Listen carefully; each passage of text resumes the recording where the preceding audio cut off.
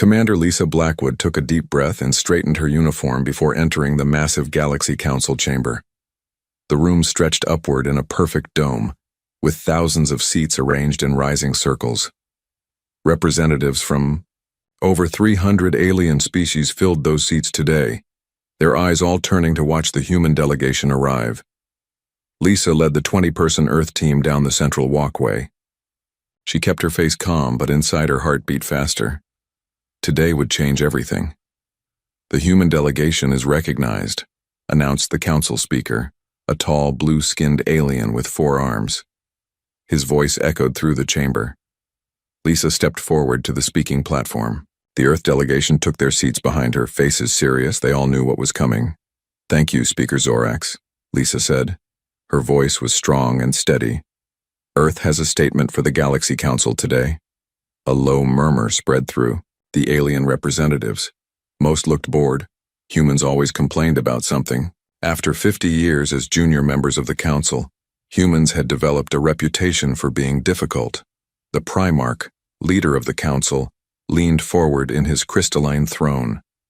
Light played across his shimmering body as he moved. "Proceed, Commander Blackwood." Lisa looked around the chamber, making eye contact with as many representatives as possible. For 50 years, Earth has been a loyal member of this council. For 50 years, we have shared our technology, our resources, and our innovations with the galaxy. She paused. The chamber grew quieter. For 50 years, we have watched our colonies stripped of minerals by council corporations. We have seen our expansion limited while other species claim dozens of new worlds. We have been denied equal vote on matters that directly affect human lives. The Primarch shifted uncomfortably. "Commander, if this is another petition for full membership status, the Council has already—" "This is not a petition," Lisa interrupted. No human had ever interrupted the Primarch before. Gasps echoed around the chamber. "This is a notification. Earth formally withdraws from the Galaxy Council, effective immediately." Complete silence fell. Even the Council's translators stopped, their usual background hum as if shocked into stillness. The Primarch rose from his seat, towering 15 feet tall. "Commander, surely your species understands what this means. No world has ever withdrawn from the Council. The penalties are severe. The consequences—" "We understand perfectly," Lisa said calmly. Behind her, Chief Scientist Paul Winters pressed a small button on his wrist device. Throughout the chamber, the holographic displays used by council members flickered briefly. "What was that?" demanded Representative Corlax, a insect-like being from the Vespid Collective. He tapped frantically at his control panel. "What have you done to our systems?" Lisa smiled. "Insurance. We've just uploaded a quantum virus into the council networks. Should any action be taken against Earth or human interests, all galactic communication will shut down. Completely." The chamber erupted into shouting. Hundreds of representatives jumped to their feet, yelling questions and threats. The Primarch raised all 4 of his arms. "Silence," he commanded. The room quieted, but the tension remained thick in the air. He turned back to Lisa. "This is an act of war, Commander." "No," Lisa said. "This is an act of independence. Humanity gave the Council 50 years to treat us as equals. You failed. Now we go our own way." She turned to her delegation. "We're done here." The 20 humans stood as one and began walking toward the exit. Council security guards moved to block their path but stopped when Lisa held up her hand. "I wouldn't," she warned. "The virus has a dead man's switch. If any of us are detained, it activates immediately." The guards looked to the Primarch, who nodded reluctantly. The humans continued their walk out of the chamber, thousands of alien eyes watching them go. Outside in the corridor, Lisa's second-in-command, Ben Harris, fell into step beside her. "That went about as expected," he murmured. "They'll try to stop us," Lisa said quietly. "They just don't know how yet." The Earth delegation boarded their shuttle and left the council station, ignoring the frantic communication requests flooding their systems. Lisa stared out the viewport as they pulled away, watching the massive station shrink into the distance.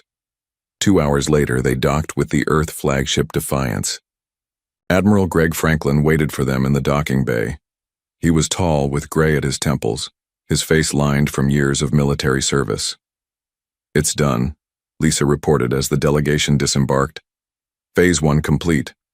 Greg nodded solemnly. "Any immediate pursuit?" "Not yet," Ben said, checking his datapad. "They're still arguing about what to do." Greg turned to Lisa. "Was the virus deployed successfully?" "Paul says it's already embedded in their systems," Lisa answered. "They won't find it anytime soon, and they can't remove it without our help." "Good." Greg gestured for them to follow him to the bridge. As they walked through the corridors of the massive warship, crew members saluted or nodded respectfully. Everyone aboard knew what today meant. On the bridge, officers worked quietly at their stations. The main screen showed Earth, beautiful and blue, floating in the blackness of space. "Open a channel to Earth Command," Greg ordered as they entered. "Louis?" Communications officer nodded. "Channel open, sir." President Samuel Ross appeared on screen. He sat behind his desk in the underground Global Command Center, surrounded by advisors and military personnel. "Admiral Franklin," the president said. "Report." "Mission successful, Mr. President," Greg replied. "The council has been informed of our withdrawal. The security measures are in place." President Ross nodded. "Casualties?" "None, sir," Lisa said. "We left peacefully, as planned." "The council's reaction?" "Shock, mostly," Lisa explained. "They never expected this. They think it's a negotiation, tactic." The president's eyes hardened. "They'll learn soon enough that we're beyond negotiations." He looked down at something on his desk, then back up at the camera. "The final preparations here are almost complete. All off-world citizens have been notified. The evacuation is proceeding according to schedule." "How much time do we have?" Greg asked. "Dr. Martinez says the quantum displacement array will be ready in 72 hours, the president answered. "Begin phase 2. Greg straightened. "Yes, sir." The screen went dark. Greg turned to his officers. "You heard the president. Begin phase 2 immediately." Lisa moved to the viewport and looked out at the stars. For 50 years, humanity had played by the council's rules. Now they would show the galaxy what humans could really do. "Are you ready?" "For this?" Greg asked, coming to stand beside her. Lisa nodded. "I've been ready my whole life. It's time the galaxy learned not to underestimate Earth." Out among the stars, the council continued to debate and argue, unaware that in just 3 days everything would change. Earth wasn't just leaving the council. Earth was leaving the universe. 3 months passed since Earth's withdrawal from the Galaxy Council. Across the stars, confusion turned to worry, then to fear. On the trade world of Nexus Prime, Cargo Master Drawl checked his shipping manifests again. The tall, 6-limbed alien scratched his scaled head with one hand while tapping a screen with another. "Something wrong?" asked his assistant. "The human merchants," Drawl replied. "They're gone. All of them." "Gone where?" "That's just it. They didn't say. Last human. Ship left 2 weeks ago. No explanation, no return date." Drawl gestured to the empty warehouses around them. "Look at this. These buildings used to be full of Earth goods, coffee, art, electronics, now nothing." Similar reports came from everywhere in council space. Human embassies closed their doors. Joint research projects ended without warning. Military exercises canceled. One by one, humans disappeared from alien worlds. On Mars, engineer Kevin Clark packed the last of his belongings into a small travel case. His apartment, home for the past 7 years, was now empty, except for standard furniture. Chime sounded at his door. Kevin looked up. "Enter," he called. The door slid open to reveal Jiv, his Arcturian colleague. The blue-skinned alien ducked under the doorway, his 4 eyes blinking in the bright light. "So it's true," Jiv said, looking at Kevin's packed case. "You're leaving," Kevin nodded. "Got my orders 3 weeks ago, all humans returning to Earth." "But why?" Jiv stepped into the room. "This makes no sense. Mars is your home." "Not anymore." Kevin closed his case with a click. "Earth needs everyone back. The council is in chaos since your withdrawal, Jiv said. But they'll stabilize. Eventually. They'll offer better terms. There's no reason for all this. Kevin shook his head. You don't understand. This isn't a negotiation tactic. He reached into his pocket and took out a small crystal. Here. If you ever want to contact me again, the instructions are in this. Jiv took the crystal, examining it with his upper eyes while his lower ones remained fixed on Kevin. Contact. You? Where are you going that I would need special instructions to reach you? You'll understand soon enough. Kevin picked up his case. You should know something, Jiv. In 48 hours, everything changes. What does that mean? Alarm showed clearly on Jiv's alien face. Kevin only smiled sadly. You've been a good friend. I hope we meet again someday. Back on Earth, Dr. Olivia Martinez worked deep beneath the Pacific Ocean. The underground facility stretched for miles in every direction, filled with technology no council species had ever seen.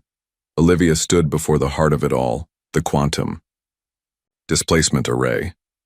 The machine filled an enormous circular chamber pulsing with blue energy. Hundreds of scientists and engineers moved around it, making final adjustments. System status? Olivia asked her assistant. Ryan Cooper checked his tablet. Power levels at 98% and rising. Dimensional coordinates locked and triple verified. We're on schedule, Doctor. Olivia nodded. Any word from the off-world evacuation? The last transport ships are entering Earth orbit now. We'll have everyone home within 12 hours. Good. Olivia walked around the circular platform, inspecting key components with practiced eyes. This machine represented humanity's greatest achievement and their greatest gamble. On the surface, in the Global Command Center, President Samuel Ross presided over a historic meeting. Every nation on Earth was connected to the video conference. World leaders filled dozens of screens around the room. The final vote stands at 100% in favor, announced the Secretary General. Every nation, every colony, every ship has agreed. The decision is unanimous. President Ross nodded gravely. Then our path is clear. He pressed a button on his desk. Dr. Martinez, this is President Ross. What is your status? Olivia's face appeared on the main screen. The array is at 99%, Mr. President. We're ready to proceed at your command. Very well. The president looked around at his cabinet, then at the faces of world leaders on the screens. For 50 years, humanity tried to find its place among the stars. We shared our knowledge, offered our friendship, and received little in return. The council feared our potential and worked to limit our growth at every turn. He stood up from his chair. Today, we take control of our own destiny. No longer will Earth be bound by the rules of those who fear us. We go our own way. Now, in space, Council observer Tekla monitored Earth from her station orbiting Jupiter. The Aquarian female floated in her water tank, tentacles moving gently as she studied sensor readings. That's odd, she murmured, noticing energy spikes coming from Earth. Her sensors showed power building unlike anything she'd ever seen. Gravitational readings began to fluctuate. Control, this is Jupiter Station, Tekla said into her communicator. Something's happening with Earth. I'm detecting massive energy readings. I've never seen anything like this. On her screens, a blue glow began to surround the planet. The readings climbed higher. Control, please respond. Earth is... A blinding flash of light erupted from the blue planet. Tekla's sensors overloaded. Instantly. When they recovered seconds later, she stared at her displays in shock. Earth was gone. The planet, along with its moon, had simply vanished from its orbital path. Only empty space remained where the cradle of humanity had been moments before. Tekla's tentacles trembled as she sent an emergency signal to the council. Similar reports flooded in from across the galaxy. Every human outpost, station, and ship had disappeared at the exact same moment. Over 12 billion humans, gone without a trace. Light years away in another dimension, Earth reappeared in orbit around a yellow star much like its original sun. The continents looked the same, the oceans still blue, but the sky held unfamiliar. Stars. In the underground facility, cheers erupted as computers confirmed success. The quantum displacement array had worked perfectly. Earth, along with its moon and every human vessel in the galaxy, had shifted into a parallel dimension. Dr. Olivia Martinez collapsed into a chair, exhausted, but triumphant. "We did it," she whispered. President Ross stood at a window in the command center, looking up at the new stars overhead. "And now," he said quietly, "we build."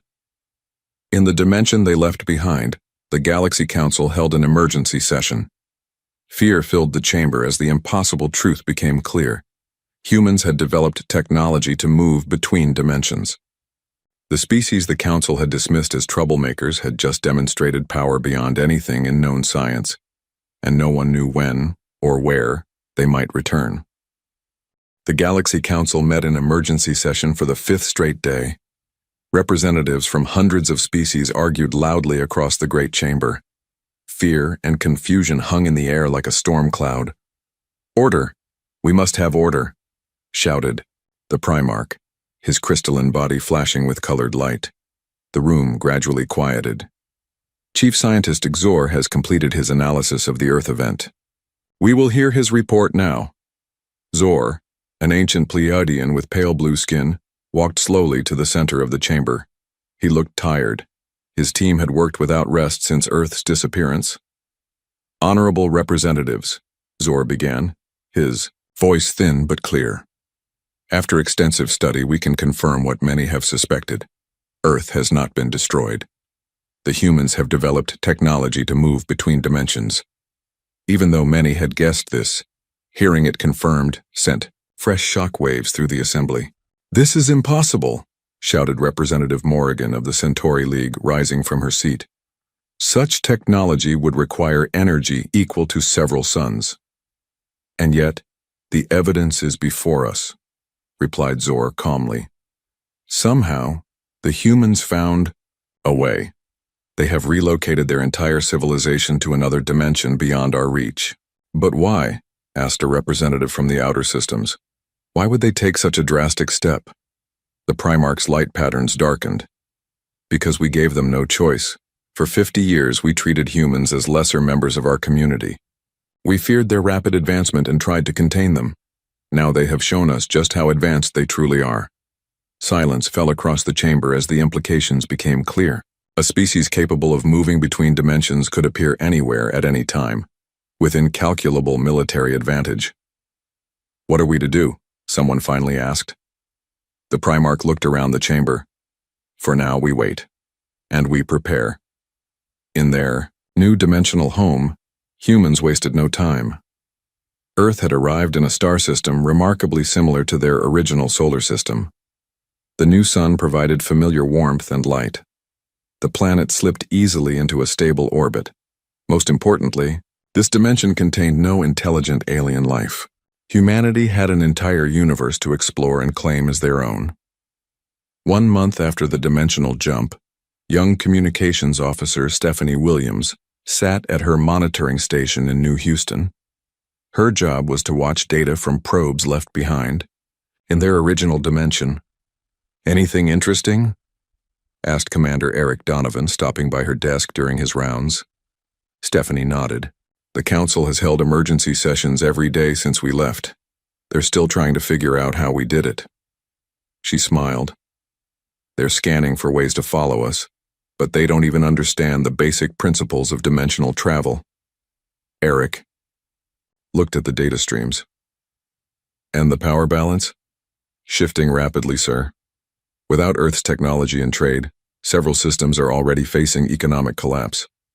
The Vespid Collective has moved into our former mining zones in the outer colonies. The Draconians are claiming abandoned human outposts. Just as we predicted, Eric said. Without us to maintain stability, the old alliances are breaking down. The Council is practically begging for our return," Stephanie added. "They've broadcast dozens of messages promising new terms, full membership, anything we want." Eric shook his head. "Too late for that. We're done playing by their rules." Across the relocated Earth, humanity embraced their new freedom. Cities expanded. New technologies, long suppressed under council restrictions, flourished in the open. The shipyards around Mars worked day and night, building vessels unlike anything the council had ever seen. In her laboratory at the new Houston Research Center, Dr. Olivia Martinez reviewed data from her latest experiment. The quantum displacement. Array had worked perfectly for the Great Jump, but Olivia and her team were already developing something better. The dimensional anchor is stabilizing, reported her assistant Ryan Cooper, studying readings from a smaller version of the array. Power requirements are down 80% from our projections. Olivia nodded, pleased. With this technology, we won't need the massive energy of the original array. We can open smaller, controlled gateways between dimensions. Do you think we'll ever go back? Ryan asked, voicing the question many had been asking. Olivia looked up from her screens. That's not my decision to make, but we're ensuring that if we do, it will be on our terms. President Samuel Ross stood at the window of his new office, looking out over Washington, D.C. The city looked much the same as before the jump, though construction crews worked everywhere, reinforcing buildings and expanding infrastructure. His advisor, Janet Wells, entered with a tablet. The reports you asked for, Mr. President. Samuel took the tablet and scanned through the information. Food production? Up 12% above projections, Janet replied. The new agricultural methods are showing excellent results. Military readiness? The defense forces are fully operational. Admiral Franklin reports that the new fleet will be ready for testing within 6 months. Samuel nodded, continuing through the reports. Earth's position had never been stronger. Free from council restrictions, human innovation was advancing at an incredible pace. And the council? He asked finally. Janet's expression grew serious. Our probes show increasing instability. Without Earth's technological support, critical systems are beginning to fail across council space. Their economy is struggling. Border conflicts are breaking out in several regions. They need us more than we ever needed them, Samuel observed. Yes, sir. Our analysts predict the council will face complete collapse within 3 to 5 years, unless they find replacements for human technology and resources. Samuel set down the tablet and returned his gaze to the window. Begin preparation for Phase 3, he said after a long moment. Janet looked surprised. Already? The original timeline called for at least 2 more years of development before. The situation is developing faster than anticipated, Samuel interrupted. The council is vulnerable now. If we wait too long, they may adapt or find alternatives to our technology. The timing must be perfect. Yes, Mr. President. I'll inform the cabinet immediately. After Janet left, Samuel remained at the window. The decision to leave their home dimension had been difficult, but necessary. The decision to return would be equally momentous. In the original dimension, the council continued its desperate search for ways to locate Earth.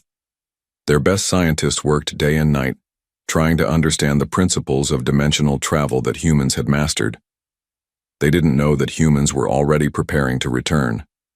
And when they did, everything would change. 1 year had passed since Earth's dimensional jump. In the original dimension, the Galaxy Council struggled to maintain order. Without human technology, many systems were breaking down. The once mighty council now seemed weak and ineffective. Representative Corlax of the Vespid Collective stormed into a council meeting, his insect-like limbs clicking against the floor. The Draconian Empire has seized 3 more systems along our trade routes, he shouted. Where is the council fleet that should protect our interests? The Primarch's crystalline form dimmed slightly. The fleet is occupied with disturbances in the Orion sector. We have limited resources now. Limited resources? Corlax's antennae quivered with anger. Before the humans left, such aggression would have been unthinkable. Similar arguments erupted daily in the council chambers.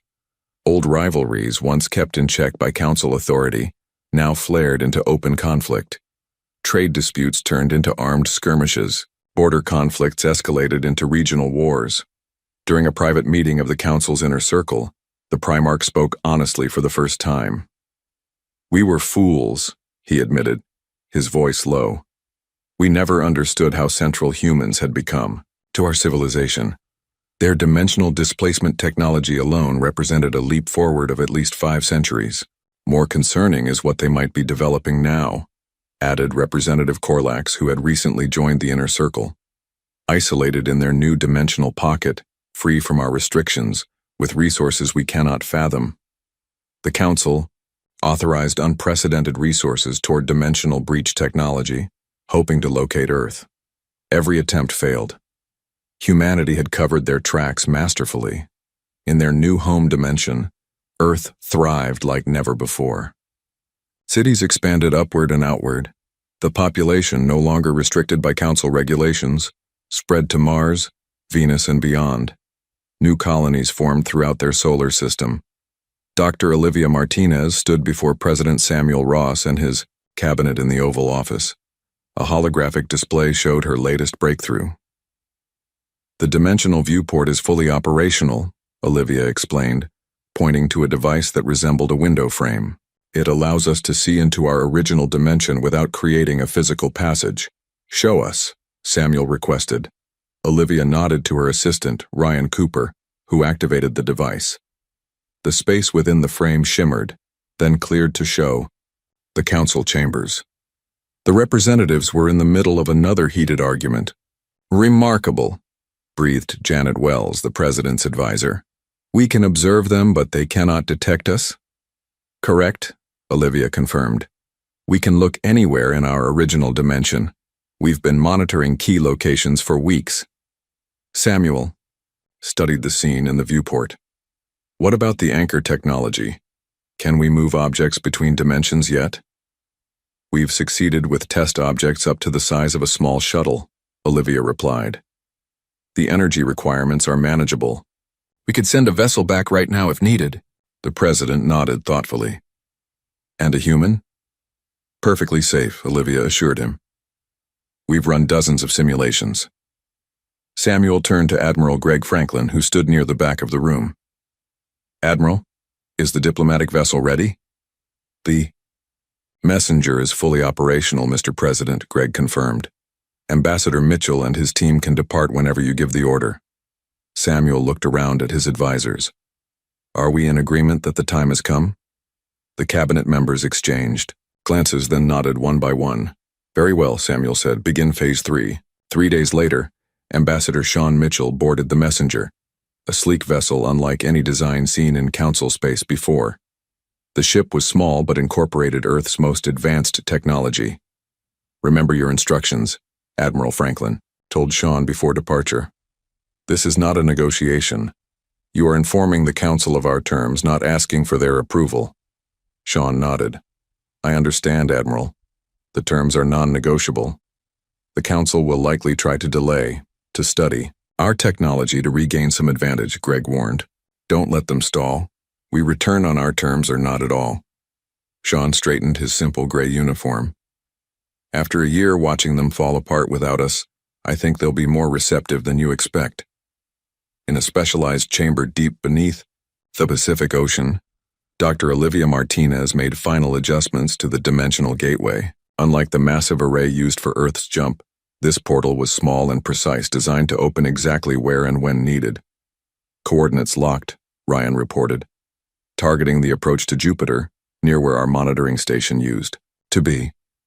Perfect, Olivia replied. Power levels? Stable at 60%. We have more than enough energy for this operation. Olivia nodded and opened a communication channel. Messenger, this is Gateway Control. We are ready to proceed on your mark. Inside the messenger, Sean and his small crew of 5 took their positions. Gateway Control, this is Messenger, Sean responded. We are secured and ready. Opening dimensional portal in 10 seconds, Olivia announced. 9, 8. The gateway hummed with energy. A small tear in space-time appeared at its center, gradually expanding until it was large enough for the ship to pass through. Portal stable, Olivia reported. Messenger, you are clear to proceed. The sleek vessel moved forward, entering the glowing portal. For a brief moment it seemed to stretch and distort, then vanished from sight. In the original dimension near the orbit of Jupiter, a ripple appeared in space. It started small, then expanded into a swirling vortex of energy. Council sensors detected it immediately, setting off alarms throughout nearby monitoring stations. The messenger emerged from the portal, which closed behind it. The ship paused, allowing Council sensors to get a good look at it, then began moving toward the heart of Council space. Attention all vessels. Sean broadcast on all frequencies. This is Ambassador Sean Mitchell of Earth. We request an audience with the Galacxy Council. The message spread across Council space at light speed. Earth had returned. In the Council chambers, the news interrupted yet another dispute. The Primarch looked up in shock as the message played. "Verify this," he ordered. "Is it really them?" "Confirmed, Primarch," a aide reported moments later. "The ship emerged from a dimensional portal near Jupiter. Its design is unlike anything in our records, but it is definitely of human origin." The Primarch stood. "Summon every representative. Now." On Earth in the new dimension, President Samuel Ross watched through the dimensional viewport. "Phase 3 has begun," he said quietly. "Now we see if they've learned their lesson." The Galacxy Council chamber had never assembled so quickly. Representatives rushed to their seats, whispers and murmurs filling the vast space. When Ambassador Sean Mitchell entered the hall, walking calmly down the central aisle, complete silence fell. Sean appeared unchanged by the year away. He wore a simple gray uniform with no insignia or rank markers. His face showed neither triumph nor anxiety as he approached the speaking platform. "Earth extends greetings to the Galacxy Council," he began, his voice clear and strong. "We have observed the difficulties facing the galaxy in our absence and have decided to offer assistance." Assistance? The Primarch's crystalline body flashed, with sharp colors. "You abandoned the galaxy, caused unprecedented chaos, and now return offering help?" Several representatives shouted in agreement, their voices angry and accusing. Sean remained calm. "We did not abandon the galaxy. We removed ourselves from a situation that had become untenable. Earth gave the Council 50 years to treat us as equals. When that failed, we chose a different path." "Where did you go?" demanded Representative Corlax. "What dimension did you escape to?" "That information remains classified," Sean replied. "But I can tell you that we found a place where humanity could develop without interference. We needed time and freedom to grow without the Council's restrictions. And now you return. Why?" asked the Primarch. Sean activated a small device on his wrist. A holographic display appeared in the center of the chamber, showing technologies beyond even the Council's understanding. Power systems that drew energy directly from subspace, transportation methods that allowed instant travel between distant points, medical procedures that could extend lifespans tenfold. "Earth proposes a new relationship with the galactic community," Sean continued, as the representative stared in amazement at the display. "Not as members of your council, but as equal partners in a new coalition. Our terms are non-negotiable but fair." The hologram changed to show a new organizational structure, a coalition where Earth and the Council would have equal authority, with other independent worlds joining as they qualified. "You would share these technologies?" asked a representative from the Pleiadian Concord, unable to hide the hunger in his voice. "We will share them gradually, ensuring stability rather than chaos," Sean confirmed. "Proper implementation will require training and oversight. Some technologies must be introduced slowly to prevent misuse or economic disruption." The Council representatives looked at each other, recognizing the shifted power dynamic. Humanity had transformed from petitioner to benefactor in a single year. "And should we decline?" asked Representative Corlax, his voice skeptical. Sean's expression remained neutral. "Then we return to our dimension and you continue on your current path." He gestured toward the hologram, which now showed data on the galaxy's declining stability. "But consider this.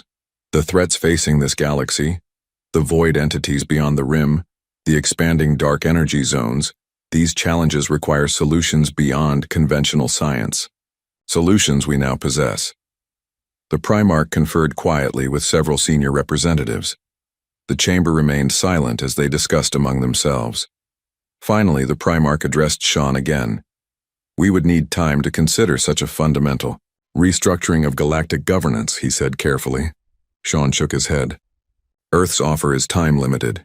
We require an answer within 24 standard hours. Our vessel will remain in orbit of this station until then." With that, Sean turned and walked back up the central aisle.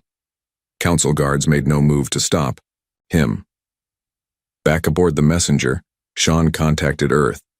President Samuel Ross appeared on the main screen, along with his advisors and military leaders. "The offer has been delivered," Sean reported. "They're shocked by how much we've advanced in just 1 year." "Their reaction?" Samuel asked. "Initially hostile, then awestruck when they saw our technology," Sean replied. "They're deliberating now, but I believe they'll accept our terms. They have little choice." In the observation room next to the president's office, Commander Lisa Blackwood watched the transmission alongside Janet Wells. "Do you think they'll try to stall?" Lisa asked quietly. "They might," Janet replied. "But what would it gain them?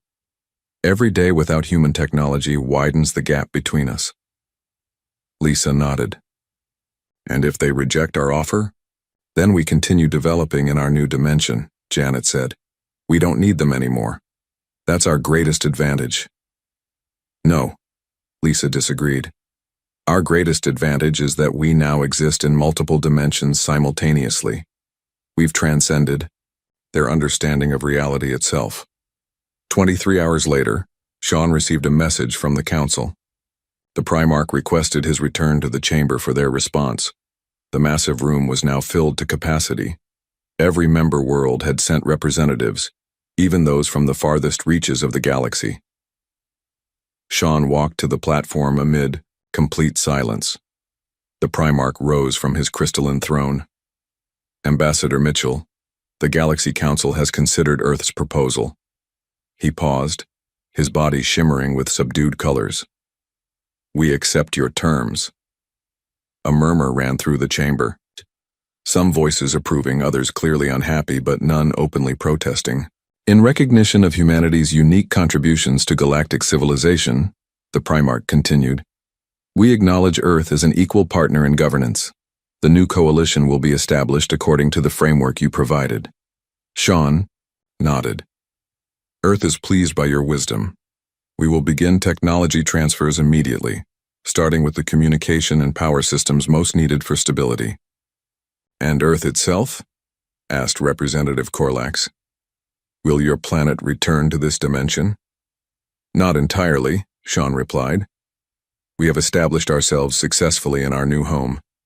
However, we will create permanent gateways between dimensions to facilitate trade and cooperation." After the session concluded, Sean returned to the messenger for his final report to Earth. President Samuel Ross listened carefully, then smiled. "Well done, Ambassador," he said. "The gamble has paid off. Earth's severed ties caused panic and returned to find the galaxy ready to listen at last." For the first time, Sean allowed himself a small smile. "It was a calculated risk, Mr. President, but humans have always been good at taking risks." "Begin. Phase 4, Samuel ordered. "Let's build something better than the Council ever imagined." As the messenger prepared to return through the dimensional gateway, news spread throughout the galaxy.